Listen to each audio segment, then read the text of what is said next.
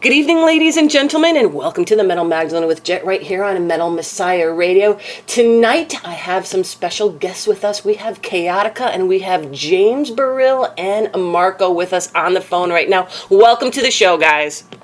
Thank you very much, Jet, for having us. Okay, so right off the bat, give us a little bit of history behind the band. History is, it started off with Lariah and Sergio getting together, and they actually had some friends that helped start the EP. They recorded also a music video for Muerte, and a few months later, I met Lariah at Fontaine in Brooklyn, which was in June or July of 2014, so last year. And we just kind of connected right away. And, we just got the same mindset in the music and the path at which, the direction of the band.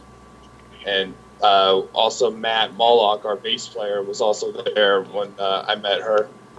And we just all connected, and we just started collaborating and writing together and just came up with a whole bunch of new music and a all new direction for the band. And it just worked really well. So tell us, what is the lineup of the band right now?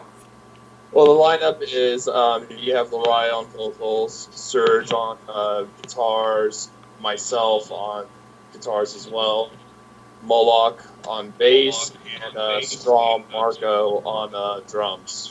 And so, Marco, how did you come about being in Khaotika after the horrible accident that went down? Actually, it was you that kind of helped me reach out to Khaotika. Because since they had shared a post looking for a new drummer, I saw that you had shared the post, and I just kind of reached out to them, sent them my information. They liked what they saw, and here I am. And how are you enjoying it in the band? Do you feel like you're a pretty good fit now?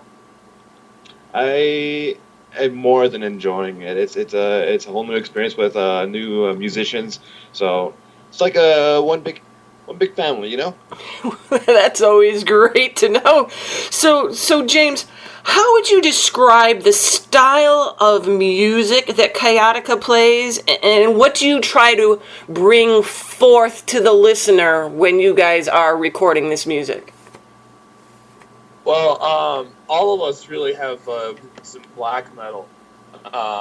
And a bunch of other different genres, but the thing that really shines to us mostly is black metal, and we're combining a lot of different elements around that, and a lot of the core concepts that which black metal pertains, and we try to bring it out in a whole new way, something that's never been done before. With Lariah's amazing clean vocals, it really just shines the message clear as day. But yet the music itself is still just as raw and aggressive, with some really harsh and aggressive backing vocals. And it's become like a really amazing blend of different elements. And what kind of things inspire you all in the writing process? A lot of it is more of like a spiritual connection, just tuning into just the finding the right mindset, and just letting our path guide us in the right direction, and just connecting to our spirituality in another way. And after the tragic accident that you all went through, it seems like you are more driven than ever. What do you contribute to all this energy?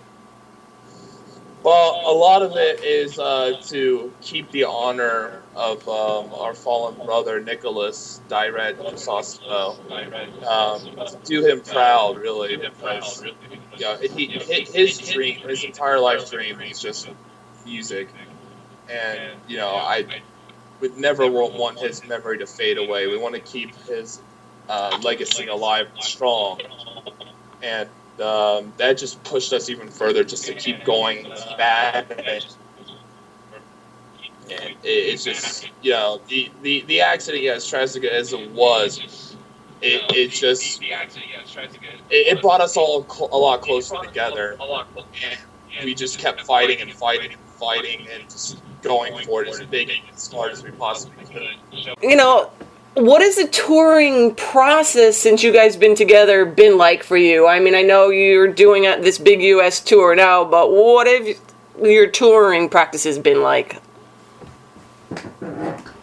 Our first tour was with Warm White and Cult of Azazel, and accident aside, it was actually quite an amazing experience going to Chicago, St. Louis, and South Carolina, and share the stage with those amazing musicians. That was one hell of an experience. And now we got the Knot Fest thing, and we decided to make a little mini tour out of that as well. So we're touring like all the southern states, and it's been an amazing process so far. It's been one hell of an experience, and it's an honor to have Marco alongside of us. Just making this experience that much better. Okay, so now we have Lariah with us. She is the singer of Khaotika. And Lariah, let's talk about the new album a little bit, The Flame Unleashed. First of all, why did you choose to go with that particular title as pertaining to this album? Well, first of all, I apologize for my voice, but yesterday we decided to do a final and a perfect practice during the live show, so I pushed it a little too hard, but I hope you can understand me. So going to the album name, I'm not sure what the guys told you, but don't listen to them, they're probably lying. So it started really from a very personal touch and deep thoughts, which drove me for quite a long time. It has a lot to do with the spirituality of, first of all, my own and the band, of course. Most of us are pretty much belonging to the same path, I would call it. Flame, for us, is more of something that has been igniting for a long time. And now it's unleashed. It's time for it to burn. It's time for us to shine, So on every direction we can possibly go, music, even say whatever you want, but the image is important because it releases your alter ego. It shows what is deep inside you. You're becoming that persona that lingers deep inside you. So everything matters, the visual aspect, the music, of course, the lyrics, and I wanted this album to be explosive and to choose name wisely that has just as explosive name to it. So The Flame Unleashed sounded just perfect because it combined our passion to the music, our passion to our religion, and to everything we are about. And this is your first album with your new drummer, Marco. How has he adapted to the band? How is he fitting in, and how is he fitting in with your style of music? Honestly, I'm not going to lie. First of all, I had a huge doubt of our new drummer because not of his skills, but from the distance. He's from New Mexico, so I knew the band is all about touring, but I was worried that he will not be able to make it for practices or any rehearsals, recordings, and it was very hard to first communicate just online because we were just sending each other videos, and obviously videos taken by either GoPro or phone cameras are not showing the power of his skills. So I was just wondering if he was able to wear Nick's shoes, and we were all considered, what is it going to happen? So we decided just to get the band together and get Marco in, and we were just left mind blown. I mean, the guy is just insane. He's like a spawn of, I don't know, the village demonic drummers, whatever it is, but he's so good. He's probably the most precise out of all of us if it comes to his craft. He doesn't miss a hit. He does not miss a single part of a song. He's really our engine. And, tell us a little bit about the recording process for you guys. How long did it all take to record it, and how did you all go about doing it? Well, because after the accident, unfortunately, we are very tied up with all the technical bills. That's why it was really, really hard for us to come up with a certain amount, a certain number that we could pitch into the recording. So we had to utilize our connections and friendships, etc. So we have hired the same engineer that worked with us for the EP and for the single. He said that he will cut the price down, but it will also cut down our time because there's so much he can help us with. So we just figured that, well, what we have to do is we have to be just perfect on what we are doing and just go right through it. So drums took, I guess, putting all time together, maybe one full day. Guitars were tracked, probably put it all together about a week because there's a lot of parts, a lot of harmonies. Um, and overall, just for instruments, I would say we were easily fit in 8 days. I would say this way. So and it was done in two studios. One was with Scott, who was helping us out before as well, and now we also had an amazing friend from a band, Control the Devastator, who is also from Atlanta. He let us use his studio and track guitars and bass. So we are we're truly grateful for his help, and he did it from his heart. So that was another benefit of having amazing friends to help us out. Now, if it comes to the finishing product of it, we wanted to make sure we fit the standards of the music industry, and I am not opposed American ways of mastering, but my heart is in Europe because I absolutely love vocal effects. I love different type of EQing the entire music. So we decided to have it done in Sweden. And since we are also associated with a lot of Swedish bands, a friend of ours really, Torsten, who is the owner of Necromover's studio from Stockholm. He also did a mastering for us, just like he did for the EP. So, those little details do matter because we could easily go without mastering or just do it ourselves. But we want to make sure that if we're doing something, even in such a short time, the final touch has to be taken care by the master of it all. And Torre works nonstop, continuously with Watain, with Mayhem, with Destroyer 666, with many bands that everybody knows. So it's really how you push the band, and we know it's not perfect at all. And knowing that it's not perfect, to us it is, because it does have that roughness of the beginner bands. It is us going through a lot of shit and putting it all together. It just made a total sense to us that there are imperfections, but that's what we will love later on after we release, I don't know, album number 3, 4, 5, you name it, under a label that takes care of every detail, and it does not have that I guess the beginning steps of it that everybody always goes back to. All the demos that bands release right now, they're far from being perfect, and that's why we did our best. But knowing how much of a time consumption it is, and how much time frame we had only, it came out really, really good. We are very impressed with how it turned out overall, and we're very happy with the outcome.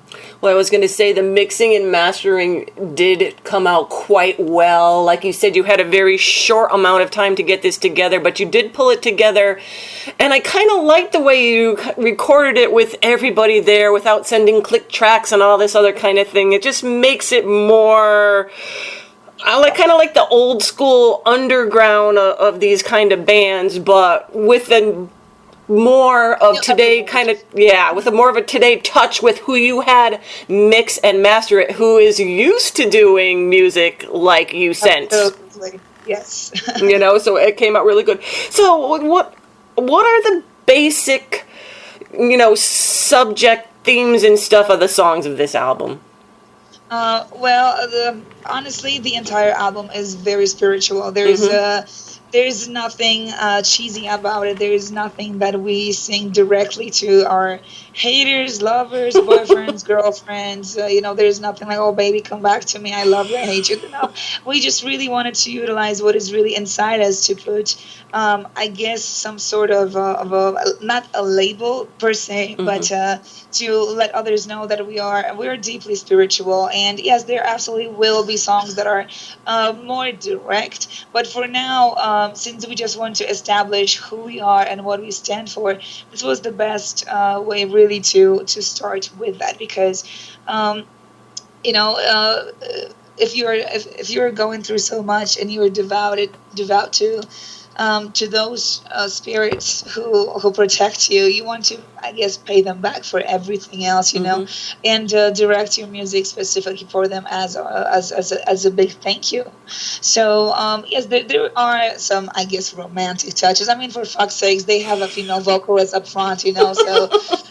There's no way to escape that, and I'm getting sometimes way too carried away with my vocals, and I just want to make it a way to melodic and symphonic and just drag my voice, and they're like, okay, shut up already. So, all right, fine, But combining black metal music behind us, and with, of course, different types of influences, but then having a chick vocalist that does not growl, that makes a totally different genre, and putting lyrics together, it's a big mix up, and some people are very confused because they've never came across something like that, and they either they love it and they hate it. So it's perfect because I don't want to have anybody that is in between.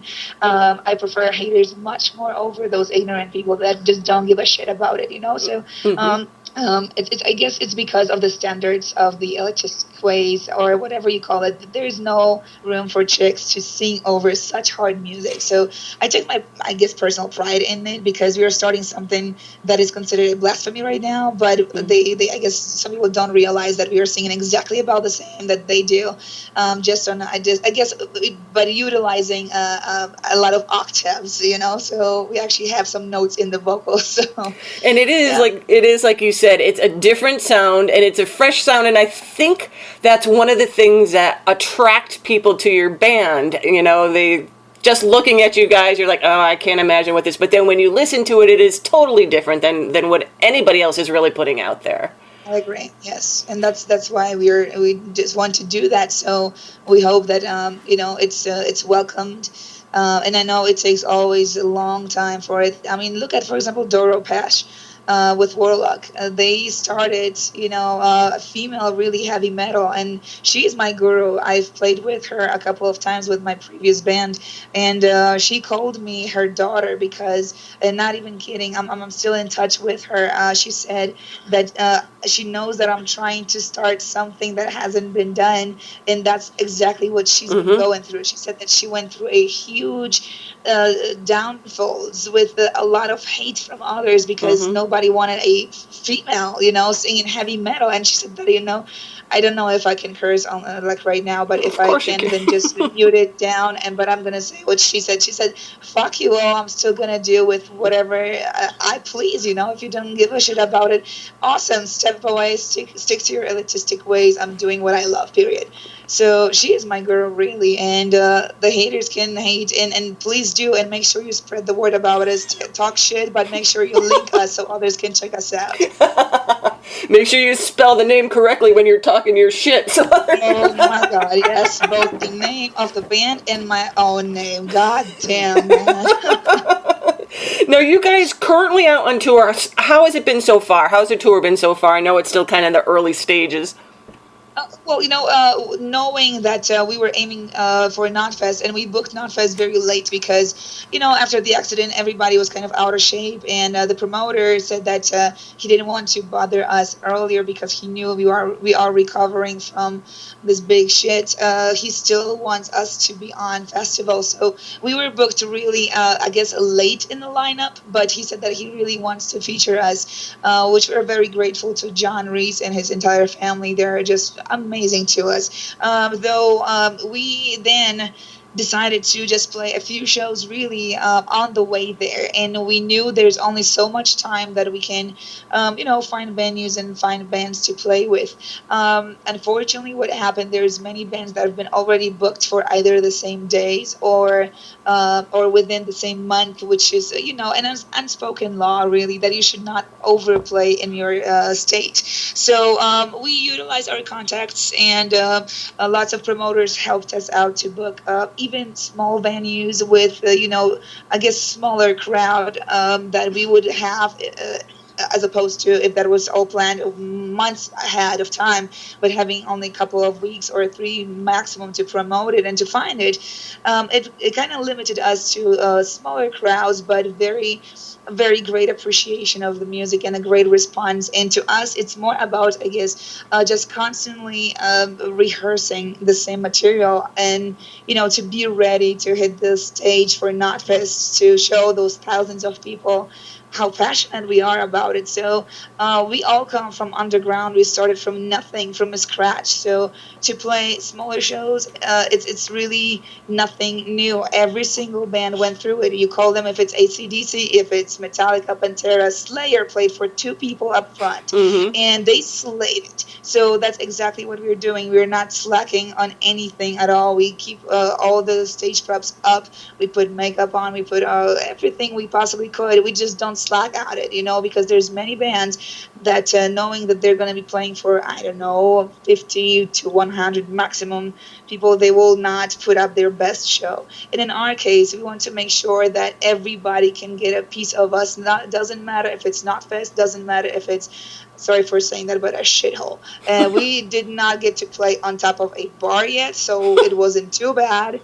But the response is great. We just cannot thank enough for everybody that is coming, even if it's Tuesday, Wednesday. I mean, I know how it is. I have a little baby, and I have a family. Everybody has jobs, so it's really hard sometimes to find even time to get on the show, to go to the show during the week. And we still got people coming just to pay their respects, or just to support. So it's been amazing. Tonight we are playing Albuquerque, New Mexico, and tomorrow is the first day of Knotfest for the VIP camp. So we're just going to redeem our names and just do everything we possibly can.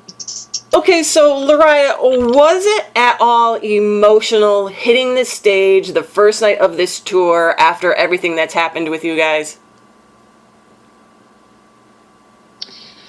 On this, actually, I do have a split feel about, because I guess it was not more about hitting the stage again, but it was more about just driving really, so that was terrifying for not just us, but for the whole families. So we took all precautions possible. We have a pro driver, and making sure that everybody gets sleep. At least as much as we can, and so we are taken care of, and we made sure that the vehicle we were driving does have airbags, because the one we drove before did not. So like everything we could possibly do for that, I guess, has been taken care of. But now if it comes to if it comes to hitting the stage, I guess it's just adding more power to it, because all that anger and everything that's been accumulating is just escaping us right now, and it's just very explosive. So I guess that's how it's translating on stage. So there is no fear really if it comes to playing. It's more of the furious approach now of how we are delivering the material. So there is a lot of improvement for sure. We are bonded more as really brothers and sisters. So like everything really got us closer together because we've been through it. So it's more of emotional, really, I guess, in a private matter. And then if it comes to the stage, it translates for sure in the act of what we do, but definitely not that it's causing us to fear anything. It's quite opposite at this point. I wanted to ask you too, you guys released a video, Heretic Within. Why did you guys pick this particular song as kind of like your pre-released song in your video? Well, that's a good question actually, because it was expected of us to put the best song of the album right away, and just to so-called blow our load. But with Heretic, we wanted to really, I guess there are two different things. We wanted to show that we are not here just to fit in the standards and expectations that the song should be approximately 3.5 minutes, especially if you're a new band and want to target, everybody, all the listeners. It's more of showing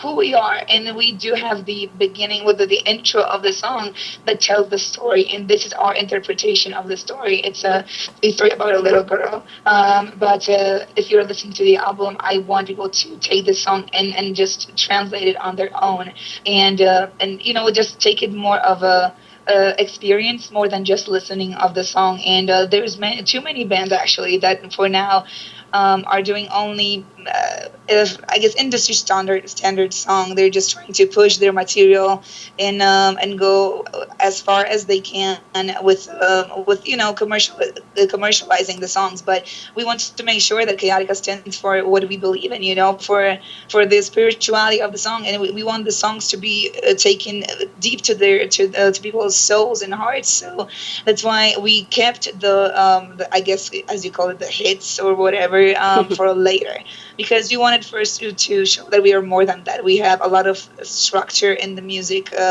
and I guess there's a message behind it as well. And we know that the song is probably the biggest no-no to release as the first comeback. We are absolutely aware of that, and that's why we actually did it. Because if you want to do your research, then you would know how we sounded before. You know that we are high energy band, but we also have something more to offer, and that was more of a putting it out there. But the next song, that was just I guess a visual song with some lyrics. Her Vengeance was to show that it's completely different than Heretic Within. It's more of an epic type of a song. It's more melodic. It's not quite much shorter, but it has also a lot of different parts. So the next song we're gonna release, it is going to be short and sweet, but the next after is completely different than any other ones. So the album, really, if you take it song by song, they're all different. There's absolutely nothing that many bands they go with, which is connection with all the songs. With once you listen to the song, it sounds just like the second, third, and fourth. So no, we're not trying to Slayer it or Pantera it. We are totally different beast. We just want to put each of our influences in and every emotion to it. So I just hope that people understand that we take our music more of an art than something that is expected of us, especially by looking at the photo. It's a chick fronted band, so she probably is all about boobs and ass, and no, it is really not. Well, I was going to say, when I listen to it, you're exactly right. The songs are all completely different. They're beautiful, they're haunting, they're epic. It's a great album, even if it is, like this freshman type of effort. And the way you had it mixed and mastered, it just works really, really well. And where can people find out more about the band and pick up merchandise and that kind of thing? We have an official website. It's www.khaotika.com. Also, everything is shown on our Facebook, Khaotika Official. Very easy to find if you know to spell the name with both K's. Other than that, we are very often online because we want to be active also with our fans and those who are supporting us. So we always respond to messages and make sure that if somebody's asking us where to find us, where to get merchandise, where we are playing live, it is provided to them. Because we care just as much as those who want to support us. So yes, that's I guess it is. Well, thank you so much for taking the time out, all you guys. I know you're en route to your next venue, so thank you for taking the time out to do this interview with us and tell us about the band and what's going on with y'all. Thank you so much for having us. It's an honor to be on Metal Messiah.